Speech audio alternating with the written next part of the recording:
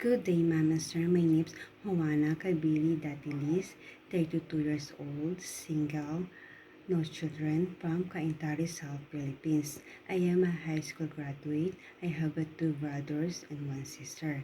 My work experience, I was a housemaid in Qatar for 6 years.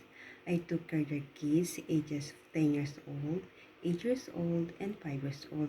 I do a household works like cleaning their house, washing dishes, preparing their meals, doing laundry, and ironing their clothes. My second work experience in Hong Kong, I was a nanny for 8 months old baby.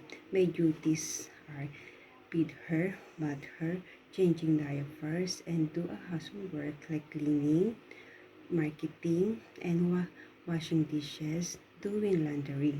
I didn't finish my contract because my employer didn't treat me fair. Like, they treat me physical abuse, verbal abuse, while I'm doing my best as I can. I am a hard-working person, trustworthy, multitasking, and easily follow the instruction.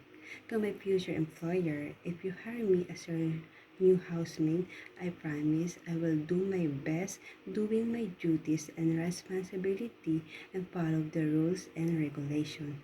Thank you and God bless your family.